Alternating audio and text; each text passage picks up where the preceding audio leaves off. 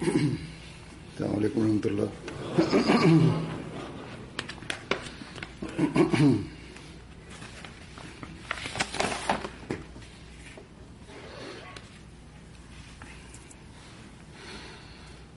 أشهد أن لا إله إلا الله وحده لا شريك له وأشهد أن محمدا عبده ورسوله.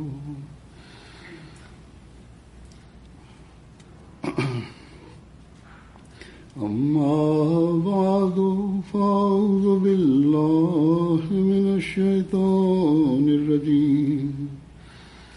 بسم الله الرحمن الرحيم. الحمد لله رب العالمين الرحمن الرحيم مالك يوم الدين.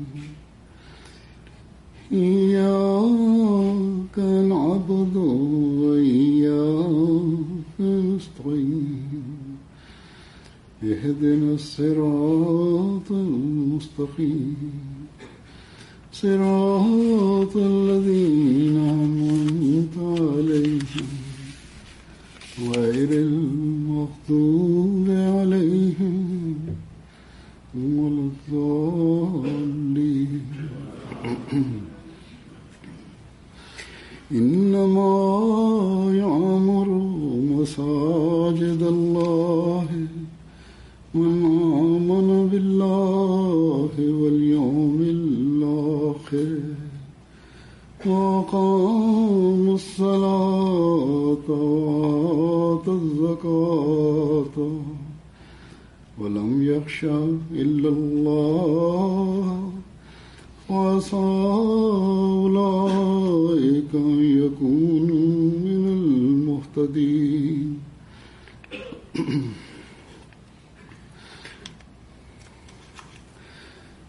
इस आयत का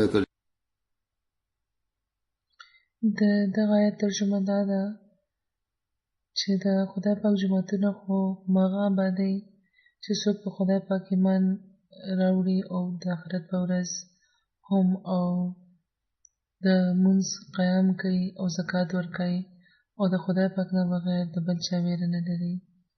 نو ډېر زر به همدا خلک په هغو خلکو کې وشمېرلی شي چې هدایت یې بیا مونده دی. الحمدلله خدای پاک په دغه ښار کې مونږ ته د رومبي جومات د جوړولو توفیق راکړو او نن په رسمي ډول د دې پرانیزه ده. دنیاوي عمارتونه یا هغه عمارتونه چې د دنیاوي مفاداتو د ترلاسه کولو لپاره جوړیږي د هغې په پرانیزه کې خو د دنیا د رواج مطابق په دغو ملکونو کې خو په خاص ډول او په دنیا کې عموما د دنیاوي ظاهري خوشحالۍ اظهار کیږي او دا اعلانونه کیږي چې دې نه به مونږ دا یا هغه قسمه دنیاوي فایدې پورته کوو.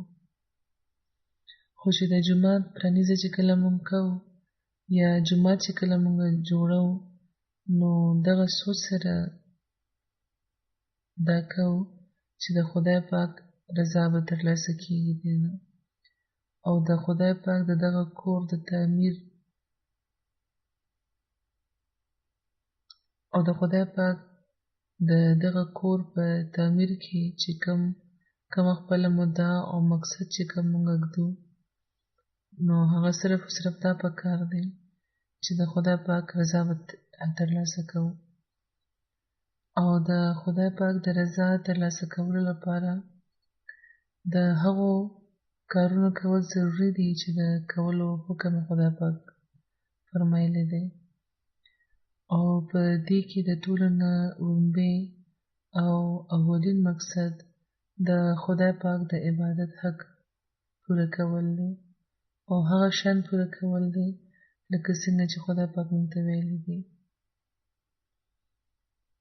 حضور فرمایي چې د کوم آیت چې ما تلاوت وکړو او لکه څنګه چې د دې ترجمه مې هم واوروله چې خدای پاک موږ ته په دې کې دا ویلي دي چې کوم خلک چې جوماتونه جوړوي نو د هغوی مقصد څه پکار دی چې وي، یا کم هغه خلک دي چې د جومات د تعمیر حق پوره کوي. دا هغه خلک دي چې د جوماتونو د آبادولو فکر لري، دا فکر لري چې دا په ښه حالت کې ساتي. دا هغه خلک دي چې په خدای او د آخرت په ورځ باندې ایمان لري.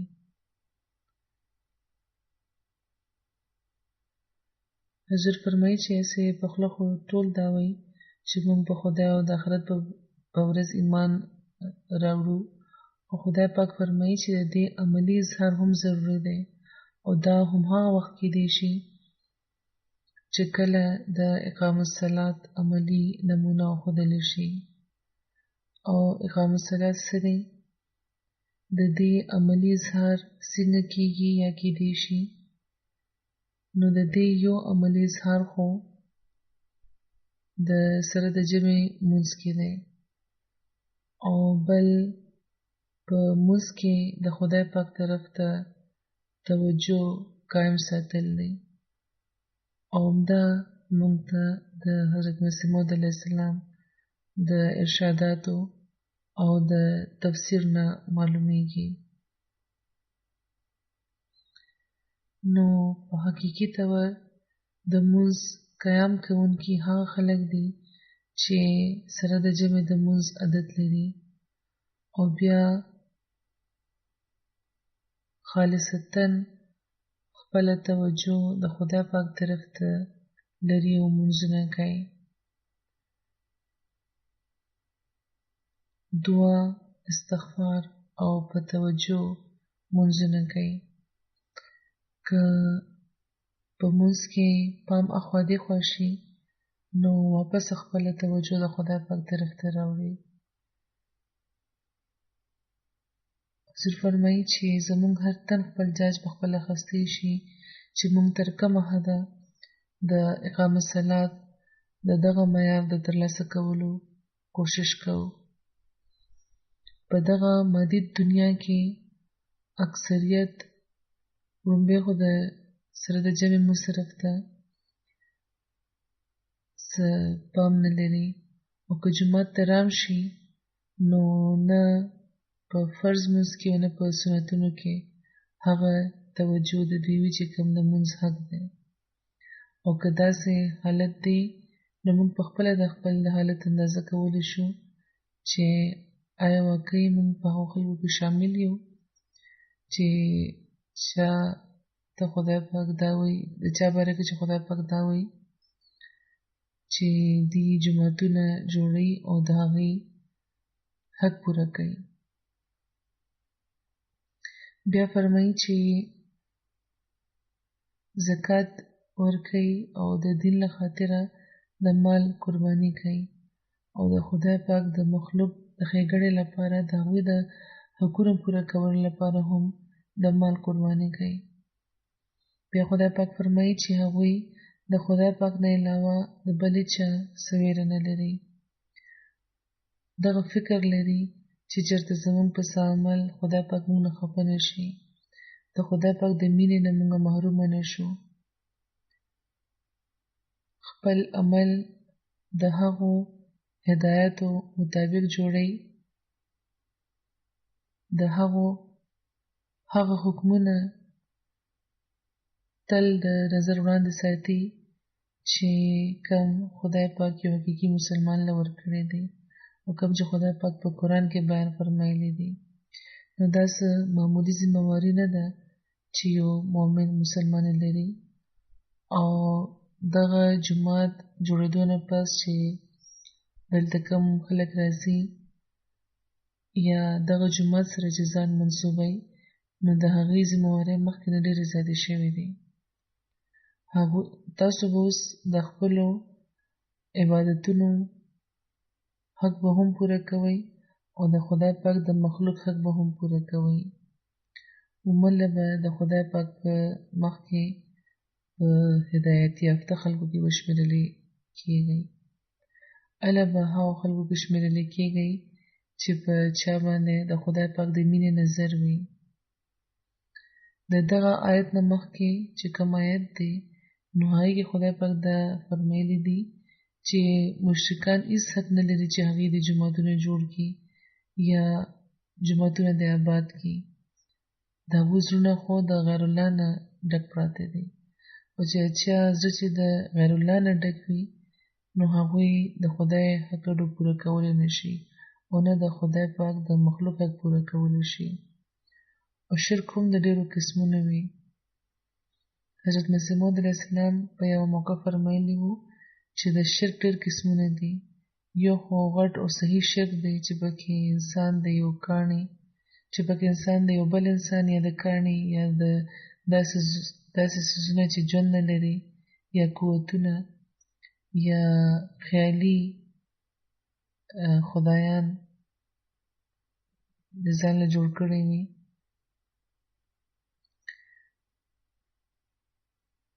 نو فرمایي چې دا شرک لا په دنیا کې موجود دی، په ظاهري طور موجود دی، خو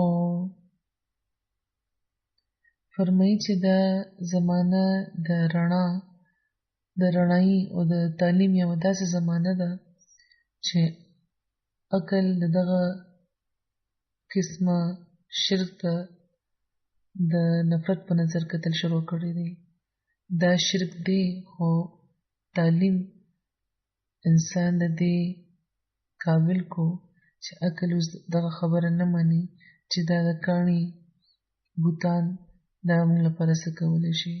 خو فرمایي چې د یو بل قسم شرک دی چې په مخفي طور د زهر په شان د اثر کوي لګیا دی او په دې زمانه کې ډېر زیاتېږي لګیا دی. هغه دا چې په خدای پاک باندې باور او اعتماد بیخي نه دی پاتې. او د دغې خبرې هغوی بیا دا وضاحت فرمایلی دی چې په اسبابو او په نورو څیزونو باندې د خدای پاک په مقابله کې زیات باور لري. انسان د خپلو نوکرو، د خپلو کاروبارونو او د خپلو دنیوي مصروفیاتو طرف ته زیاته توجه لري. همدا وجه ده چې د منځونو طرف ته توجه نشته، د جوماتونو د آبادولو طرف ته توجه نشته.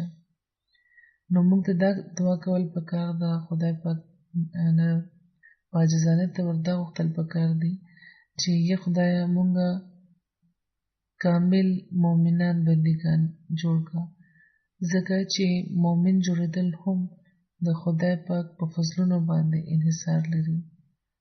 ځکه د هغه نه په غوښتو دا مقام ترلاسه کېدی شي. پکار نه دی چې مونږ د په دغه خبره سره خوشحاله شو چې مونږ یو ډېر ښایسته جومات په فیلادلفیا کې جوړ کړو، په دغه ښار کې جوړ کړو، بلکې مونږ چې د دې حق کله پوره کوو او د خدای پاک مخې ته حاضر شو، نو پکار ده چې دا د واورو چې دا هغه خلک دي چې جوماتونه د خدای پاک له خاطره جوړ کړي دي او بیا د هغې د حق پوره کولو کوشش هم کړی دی.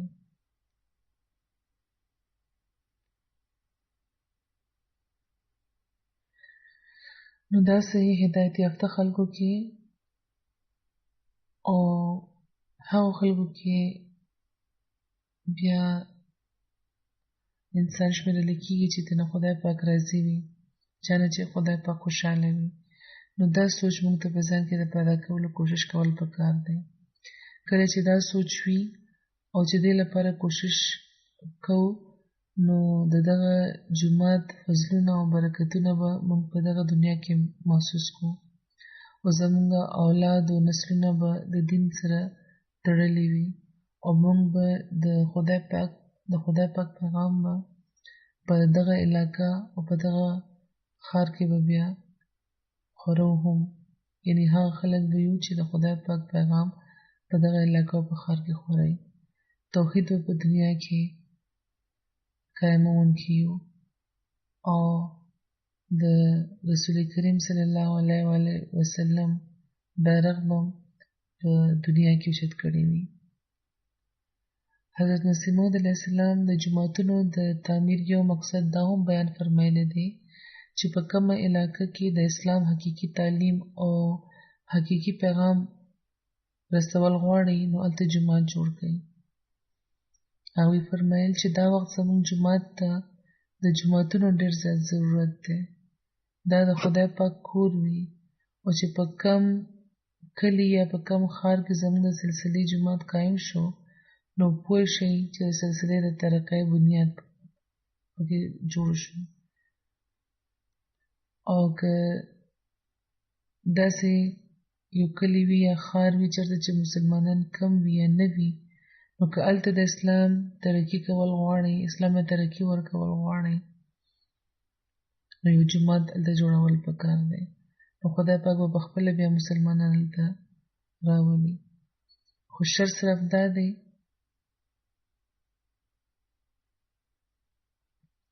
چې دا صرف د جومات په جوړولو نه کیږي.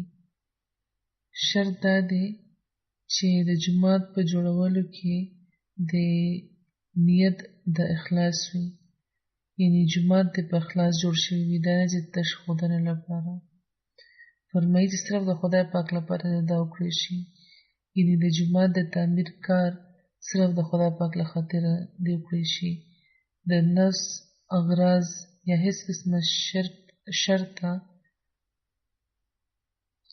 د نفس د اغراضو یا هیڅ قسمه شر چې دې کې څه دخل نه لري نو الله بیا خدای پاک برکت ورکوي. نو دا خبره موږ ته همیشه وړاندې ساتل پکار ده چې موږ چې جوماتونه جوړو د جومات له خاطره چې موږ د مال قرباني کوو نو په دې کې څه ښودنه نه ده پکار، بلکې نیت دا پکار دی چې جومات به جوړیږي نو بیا به موږ د عبادت حق پوره کوونکي یو، زموږ را روان نسلونه به محفوظه وي او دین سره به تړلي وي. نو د دغه جومات په تعمیر او د دې آبادۍ سره یوه بله لویه ذمهواري هم د دې ځای چې کوم اوسېدونکي دي په هغې باندې زیاته شوې ده. هغه ده چې په دغه ښار کې د دغه جومات نه به د اسلام د تبلیغ ذریعه جوړوي. دا ویل کېږي چې په دغه ښار کې د مسلمانانو 40 جوماتونه یا مرکزونه دي، خو باقاعده د جومات په طور جوړېدونکی دا ړومبی جومات دی. نو د جومات په طور چې دا عمارت په دغه ښار کې جوړ شوی دی نو صرف دا ښولو لپاره نه چې د مسلمانانو د جومات حقیقي شکل څنګه وي، بلکې دا ښودلو لپاره چې دغه جومات نه به د اسلام ښایسته او امن پسنده تعلیم او د هغه تعلیم اصل شکل به د دنیا مخې ته راځي. موږ یو چې د دعاګانو او د عبادتونو په ذریعه د اسلام حقیقي پیغام دنیا کې خپرو او دلته به اوس د مخکې نه زیات په خپلو عملي نمونو به دا پیغام خپرو. په دغه علاقې کې د اسلام د تعلیم عملي صورت په اظهار به موږ د احمدیانو مسلمانانو آبادي به هم دلته زیاته وو.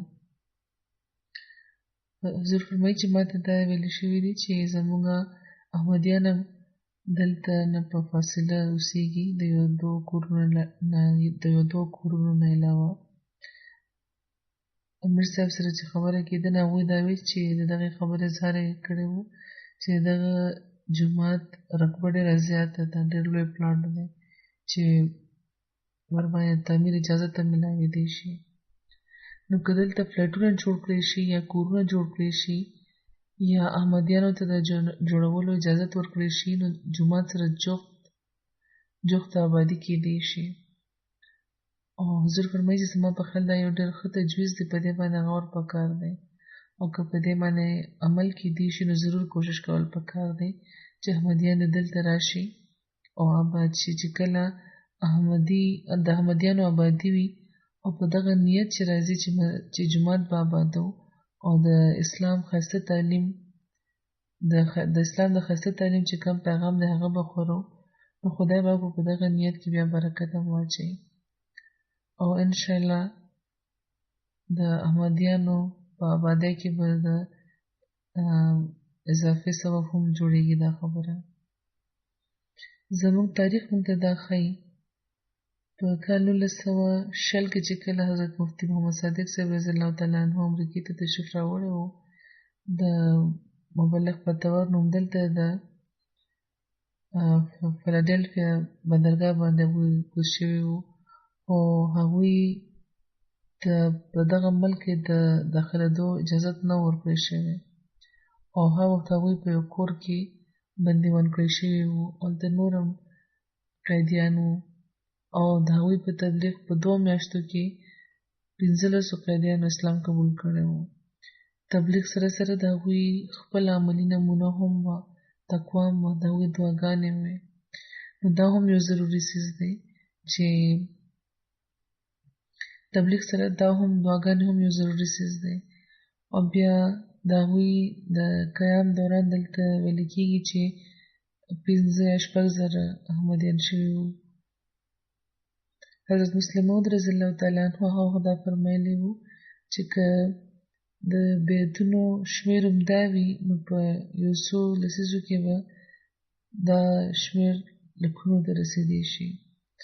بهرحال هغه هدف خو ترلاسه نه کړی شو چې سم خنډونه وو یا حالات یا زموږ کمزوری وی، خو اوس موقع ده چې موږ په یو عزم دې لپاره کوشش وکړو. دلته د مسیح موعود علیه السلام پیغام د هغوی په ژوند کې رارسېدلی و او د دې ذکر حضرت مسیح موعود علیه السلام په خپل کتاب براهین احمدیه کې فرمایلی هم دی. هغه لیکي چې همدغه شان ډېر انګریزان دي چې په دغو ملکونو کې اوسېږي او زموږ د دغې سلسلې تعریف کوي او خپل موافقت دې لپاره ظاهروي، ډېره ستاینه کوي، تعریف یې کوي او دا اظهار کوي چې موږ بالکل د دې قایل یو د دغه تعلیم. نو فرمایي چې یو تن دی چې نامه یې ډاکټر بیکر ده، جورج بیکر یا بیګر.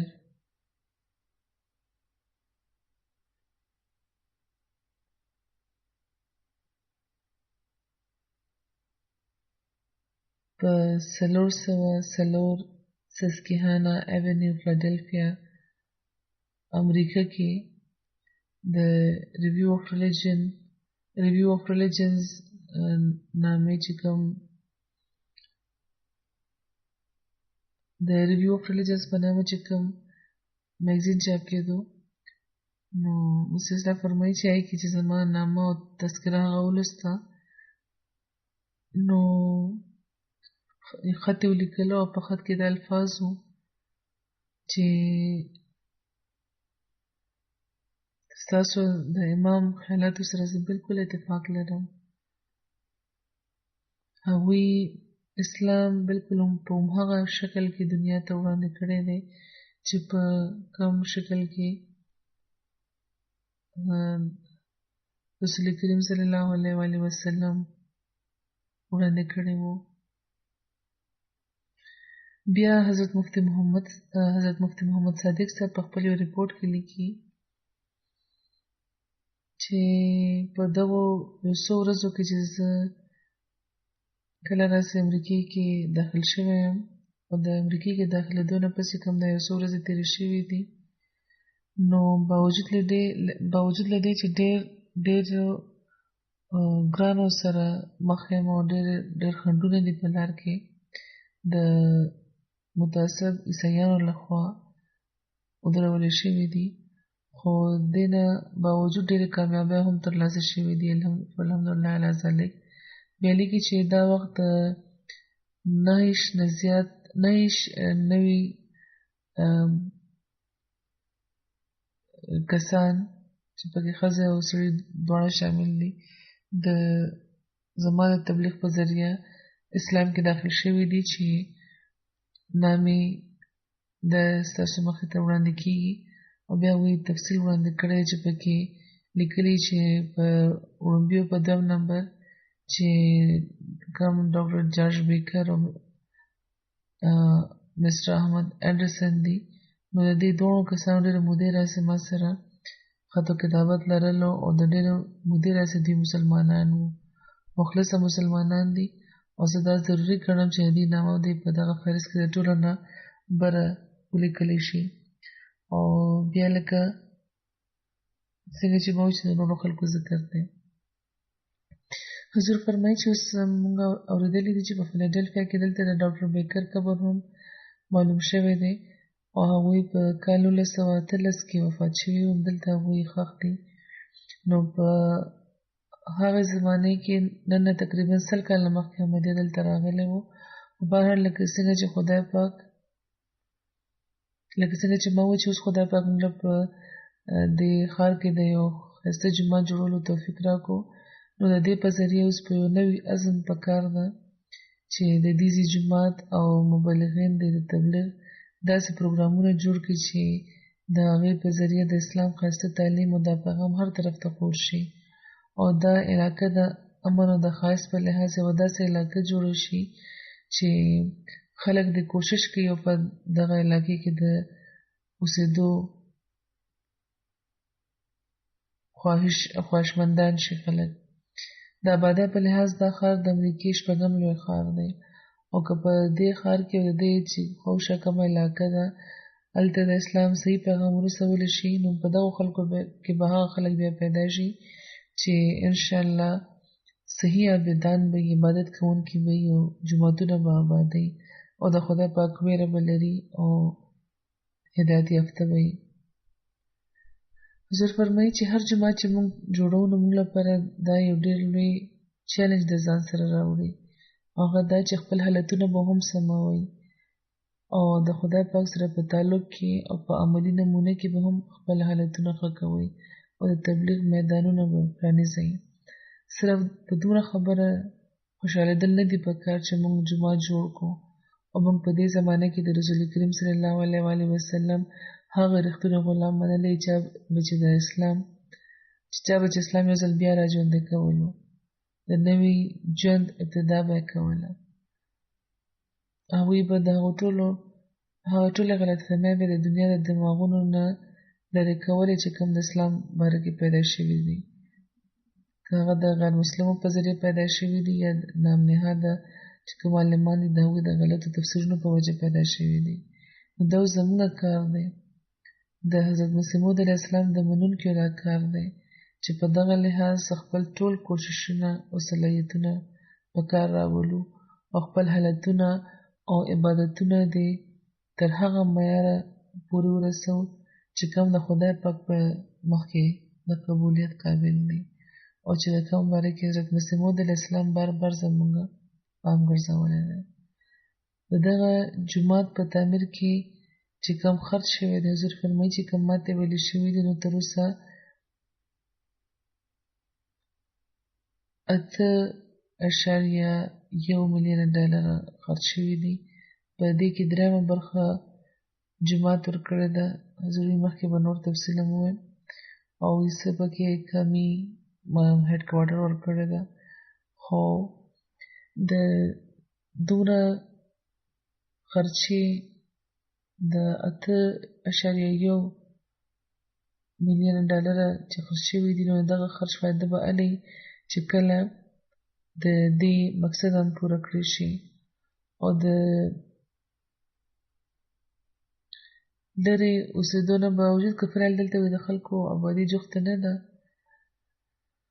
نو څوک چې په دغه ښار کې اوسېږي که هغوی هم د دغه جومات د آبادولو کوشش وکړي 15 وخته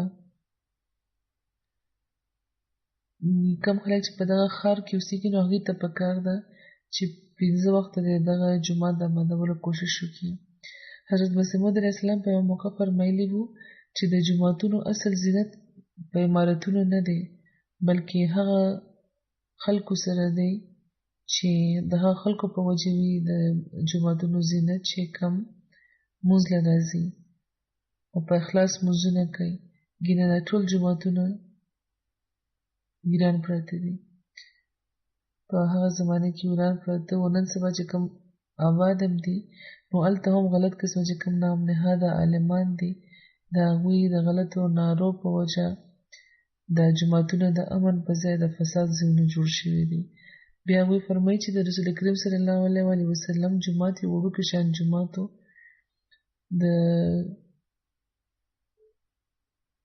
د کجورو پاڼو نه هغه چت جوړ کړی شوی و. د هغې چت جوړ کړی شوی د باران په وخت به ترنه اوبه څڅېدی. خو هلته څومره کار شوی و. فرمایي چې د جومات رونق د مونځ کوونکو په وجه وي. بیا وایي چې د جوماتونو لپاره حکم دی چې دا د تقوا لپاره جوړېدل پکار دی. نو په اخلاص مونځ کول او په تقوا باندې چې انسان رواني نو او دا جومات که آبادوي نو بیا به عبادتونه هم قبلیږي او په غیر مسلمو کې به د اسلام تبلیغ هم په صحیح رنګ وشي. رسول کریم صلی الله علیه وسلم په یو موقع فرمایلی و چې څوک چې زموږ په جومات کې په دغه نیت داخلیږي چې د ښېګړې خبره به زده کوي او د خدای پاک په لاره کې به جهاد کوي. څوک چې زموږ په جومات کې په دغه نیت داخلیږي چې هغه به د ښېګړې خبره زده کوي نو هغه به د خدای پاک په لار کې د جهاد کوونکي په شان وي. نو دا مقصد دی د یو حقیقي مسلمان. نن سبا د اسلام نامه بدنامه کیږي لګیا ده په دې چې اسلام د جهاد تعلیم ورکوي او د بعض مسلمانانو عمل هم په دغه بدنامۍ کې شامل دي. خو د حقیقي مؤمن کار دا دی چې نیکۍ دې زده کوي، په نیکۍ دې عمل کوي، نیکۍ دې خوري، نو دا به هغه لپاره لکه د جهاد وي. او دا جهاد کول نن د احمدیانو کار دی. حضرت مسیح موعود علیه السلام بار بار موږ ته په نیکۍ باندې روانېدو، په تقوا باندې د روانېدو طرف ته زموږ پام ګرځولی دی. او په یو موقع هغوی فرمایي چې دا وصیت په غور واورئ چې څوک چې په دغه سلسلې کې داخلیږي او ما سره د ارادت د مریدۍ تعلق لري نو غرض دا دی چې هغه دی د نیکو طریقو او د نیکبختۍ او د تقوا اعلی درجې ته ورسي او هیڅ قسمه فساد او شر او بدچلني هغوی ته جوخت امران نه شي. هغوی د 5 وخته مونځ پابند وي، دروغ دې نه وي، هیڅوک هم د خپلو د خبرو په زیره نه ازاروي، هیچا ته هم څه تکلیف نه رسوي، د هیڅ قسمه بدکارۍ ارتکاب دې نه کوي، هیڅ قسمه د شر او د ظلم او د فساد او د فتنې خیال دې په زړه کې رانه ولي. فرمایي چې هر قسمه ګناهونو او د جرمونو او هر قسمه ناکردنی او ناګفتنی داسې کارونه چې نه د کولو دي او نه د ویلو دي، داسې چې کومې بدۍ دي نو هیڅ قسمه داسې د بدۍ اظهار د هغوی نه کېږي او د ټولو نفساني جذباتو او د بېجا حرکاتو نه د هغوی اجتناب کوي او د خدای پاک زړه لرونکي بې شره او غریب مزاجه بندګان دي شي او هیڅ قسمه زهرناکه خمیر د هغوی په وجود کې پاتې نه شي او د ټولو انسانانو همدردي د هغوی مقصد وي او د خدای پاک ویره د هغې لري او د خپلو خبرو، د خپلو لاسونو، خپله ژبه، خپل لاسونه، خپل خیالات د هر قسمه ناپاکه او فساد انګیزه طریقو او خیانتونو د بچ ساتي او د 5 وخته مونځ التزام دې قایموي او د ظلم او د تعدي او د غبن او د رشوت او د حقوقو د اتلاف او د بېځایه طرفدارۍ نه د ځان ساتي. یعنې هیڅ قسمه بېځایه طرفداري هم یو غلط څیز دی او د خلکو حق وهل هم غلط څیز دی. په دې باندې په خاص طور توجه پکار ده او په بد صحبت کې نه دي کېناستل پکار. په خاص طور باندې نو کم ظلمي هلکان دي هغوی ته د دې طرف ته پام کول پکار دی او په بد صحبت کې نن سبا ډېر چې کوم جدید ذرایع دي هغه پکې راځي مختلف قسمه سوشل میډیا باندې او نورو ځایونو کې چې کومه غلطې خبرې کېږي نو دا ټول بد صحبتونه دي دې نه د بچ کېدو کوشش کول پکار دی. اوس دلته پاکستان نه ډېر خلک راغلي دي اسالم یې اخیستی د آباد شوي دي یا د مهاجرینو په طور راغلي دي نو هغوی ته هم ډېر د توجه ضرورت دی.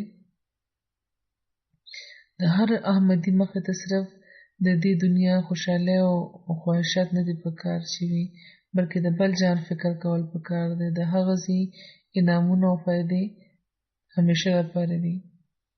حضرت مسیح موعود اسلام یو ځای کې فرمایي چې خدای پاک هم د انسان د اعمالو روزنامچه جوړوي. هره ورځ چې کوم اعمال کړي وي هغه پکې لیکلي کېږي نو فرمایي انسان ته هم د خپلو حالاتو روزنامچه تیارول پکار ده. په خپله هم انسان ته کوشش کول پکار دی چې ګوري دي چې نن په ټوله ورځ کې ما څومره نیکۍ کړي دي او څه بدۍ مې کړي دي. په کومو خبرو په کومو نیکو خبرو مې عمل کړی دی او په کومو مې نه دی کړی. فرمایي چې په دې غور کول پکار دی او اله یو انسان د نیکۍ طرف ته تللی شي او د خدای پاک په نظر کې هدایت یافته کېدی شي. فرمایي چې تر کومه پورې د نیکۍ په لار قدم ایښی دی او دا کتل پکار دی چې د انسان نن دی د سبا برابر نه وي. چې چا نن او سبا په دغه لحاظ چې په نیکۍ کې څه ترقي کړې ده برابر وي نو هغه په نقصان کې دی. فرمایي چې که برابر شو نو دې کې څه فایده نه ده دا نقصان دی. انسان که خدای مني او په هغه باندې کامل ایمان لري نو هیڅ نه ضایع کېږي نو دا ډېر د سوچ مقام دی. خدای پاک چې په موږ باندې فضل فرمایي نو د هغه شکر کول په موږ فرض دی. نو کم خلک چې د دنیا د کاروبارونو په وجه د خدای پاک حق او خپل عبادتونه هیروي او په دې باندې دې طرف ته توجه نه لري او هغه توجه دې طرف ته نه لري چې کومه پکار ده نو هغوی د خپله جزا اخیستل پکار ده چې زموږ د بیت لوظ څه دی او زموږ عملونه څه دي او چې څوک دلته نوي راغلي دي هغوی ته هم یاد ساتي چې په دنیا کې ډوبېدل ترقي نه ده بلکې دا تباهي ده او هغوی ته پکار ده چې همیشه دا خبره ځان ته وړاندې ساتي چې دین به په دنیا باندې مقدم لري. د جوماتونو حق به پوره کوي د خدای پاک د عبادت حق به پوره کوي.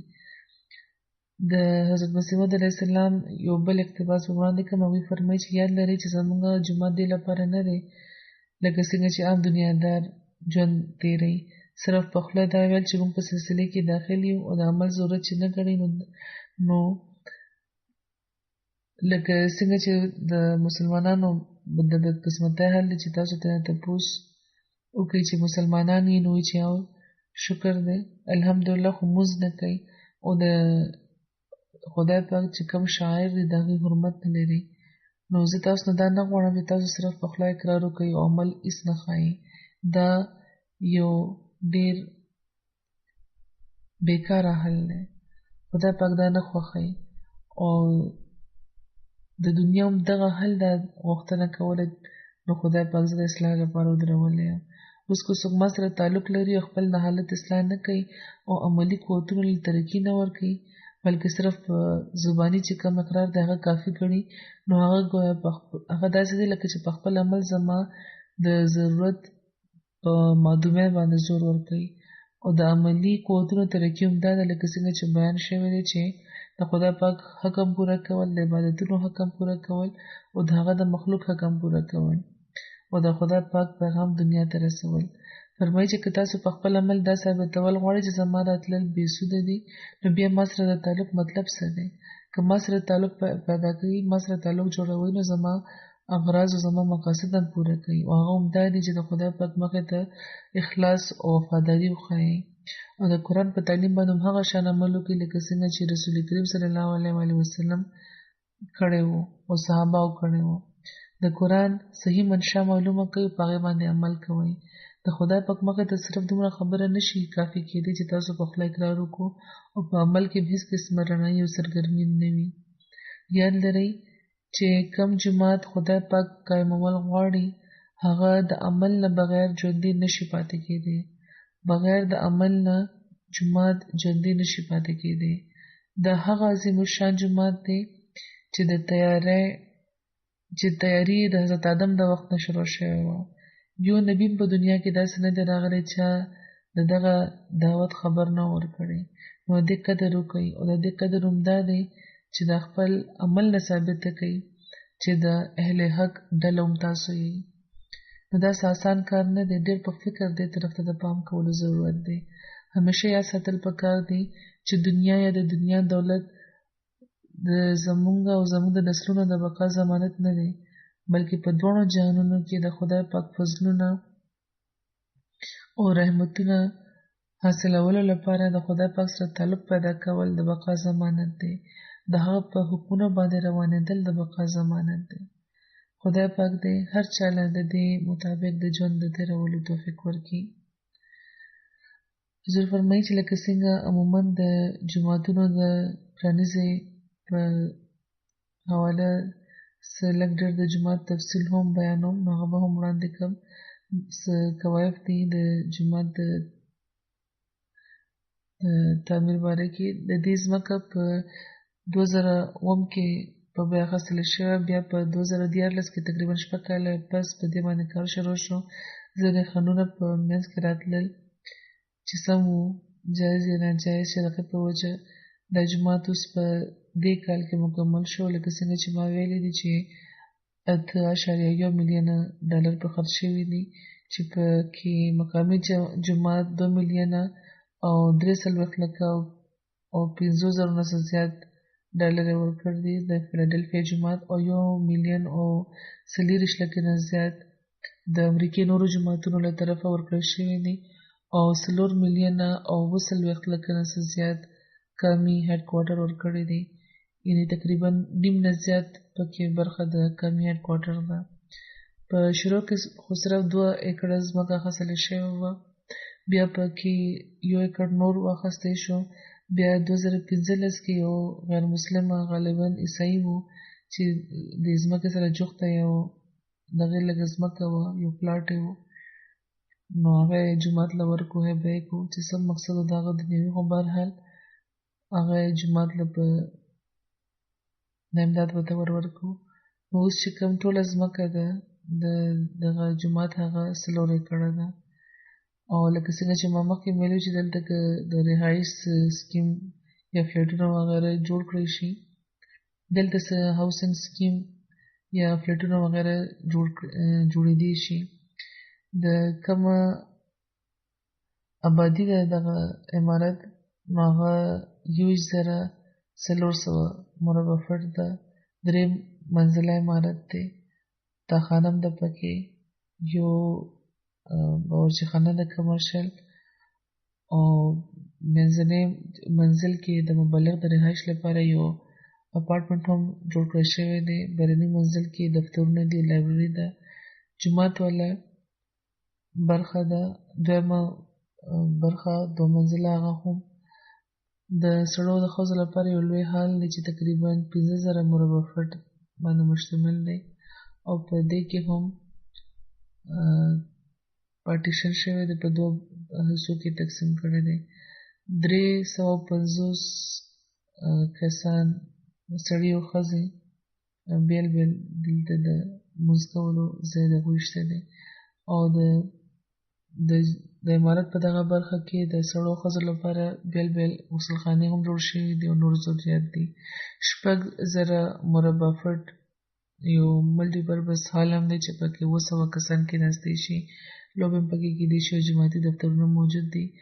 د ګاړو لپاره د 6 ګاړو د پارکینګ ځای هم شته چې پکې 80 ګاړي راتلی شي. نور هم خدای پاک دیو کې لکه څنګه چې خدای پاک د جومات د تعمیر مقصد بیان فرمایلی دی چې کوم ما اوس وویلو چې هر احمدي دغه مقصد پوره کوونکی وي، او په دغه علاقه کې دا جومات دی د اسلام حقیقي پیغام رسولو کې د یو سنگ میل حیثیت ولري.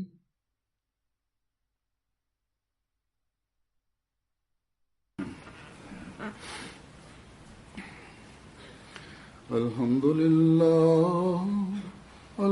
لله نحمده ونستعينه ونستغفره ونؤمن به ونتوكل عليه ونعوذ بالله من شرور أنفسنا ومن سيئات أعمالنا من يهده الله فلا مضل له ومن يضلل فلا هادي له ونشهد أن لا إله إلا الله ونشهد أن محمدا عبده ورسوله عباد الله رحمكم الله إن الله يأمر بالعدل والإحسان وإيتاء ذي القربى وينهى عن الفحشاء والمنكر والبغي يعظكم لعلكم تذكرون اذكروا الله يذكركم وادعوه يستجب لكم ولذكر الله أكبر.